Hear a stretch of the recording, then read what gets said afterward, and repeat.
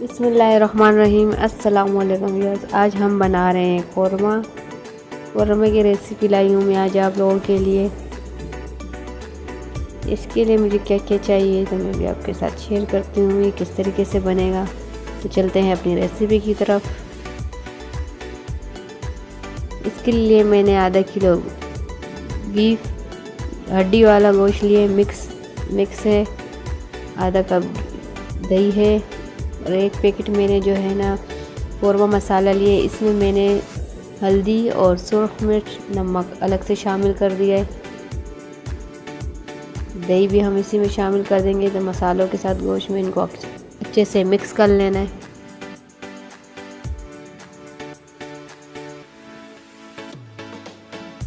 یہ دیکھیے اچھے سے مکس کر لیا ہم لوگوں نے۔ اس کو تقریباً 20 سے 25 منٹ کے لیے ہم رکھ دیں گے فریج میں۔ سوری، یہ ادرک لہسن کا پیسٹ ڈالنا میں بھول گئی تھی، تو اس کو ہم ابھی شامل کر دیں گے اور پھر اس کو رکھ دیں گے 20 سے 25 منٹ کے لیے۔ اور ادرک جو ہے یہ میں نے تھوڑی سی باریک چوپ کر کے سائڈ پہ رکھ دی، اس کو بعد میں شامل کریں گے۔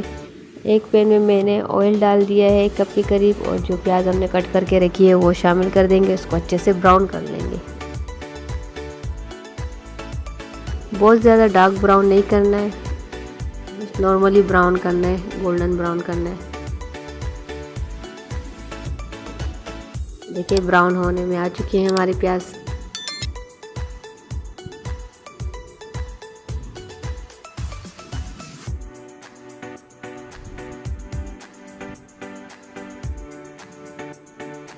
پیاز ہماری اچھی سی براؤن ہو گئی ہے، اس کو ہم نے الگ پلیٹ میں نکال دیا۔ اس کو بھی ہم سائیڈ میں رکھ دیں گے، اور اسی آئل میں جس میں ہم نے پیاز براؤن کی اس میں ہم اپنا گوشت اور جو دہی قورمے والے مکسچر وغیرہ جو سب شامل کیا تھا وہ اس میں شامل کر دیں گے، اور ان کو اچھے سے 5 سے 6 سیکنڈ کے لیے ہم نے پہلے آئل میں بھون لینا ہے۔ 5 سے 6 سیکنڈ کے لیے اس لیے بھوننا ہے تاکہ دہی اس میں جو ہم نے شامل کیے وہ پٹے نا۔ پھر اس کو ہم ڈھک کے پکائیں گے، کیونکہ یہ بیف ہے، یہ جلدی نہیں گلتا۔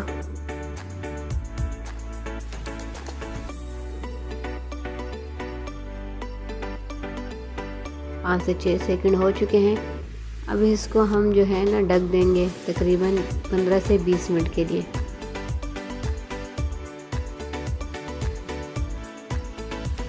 15 سے 20 منٹ ہو چکے ہیں۔ دہی اور گوشت نے کافی پانی ریلیز کر دیا ہے۔ یہ دیکھیں، اس کو ہم ایک دفعہ پھر چمچ اس میں ہلا دیں گے۔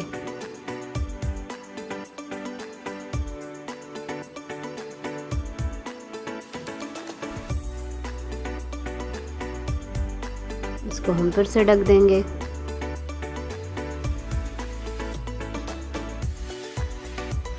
تقریباً 5 سے 10 منٹ ہو گئے۔ یہ دیکھیں آئل اچھا خاصا اوپر آ چکا ہے، لیکن گوشت میں ابھی بھی ہماری کسر ہے، ابھی بھی یہ صحیح اچھے سے پکا نہیں ہے۔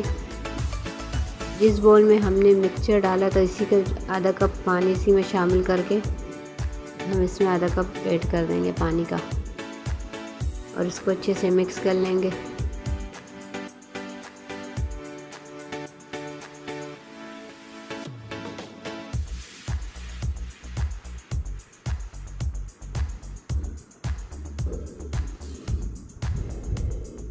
تقریباً اس کو ہم پھر سے 20 منٹ کے لیے ہلکی آنچ پہ رکھ دیں گے تاکہ بیف جو ہے اچھے سے گل جائے۔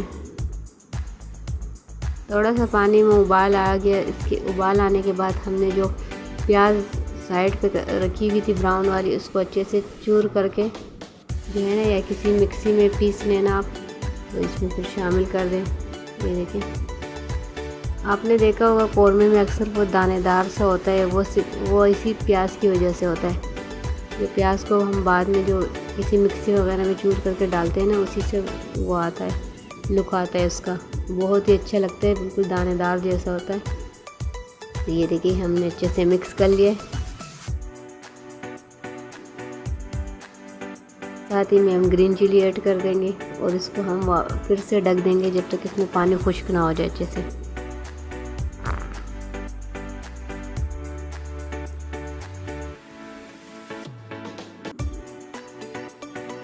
بیچ بیچ میں چمچ ہلاتے جانا ہے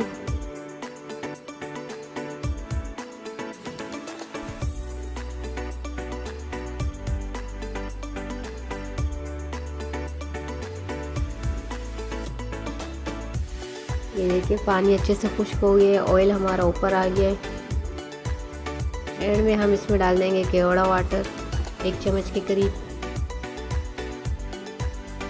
اور اس کو اچھے سے مکس کر دیں گے پھر سے۔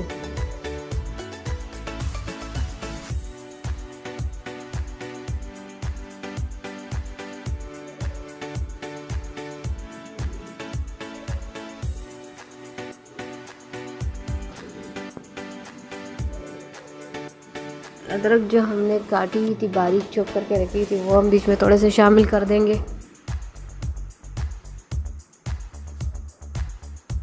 تو الحمدللہ ہمارا قورمہ بالکل ریڈی ہے، تو اس کو بھی ہم پلیٹ میں آپ کو ڈش آؤٹ کر کے دکھاتی ہوں۔ یہ دیکھیں، لگ رہا ہے نا لک سے بالکل وہی دانے دار قورمہ۔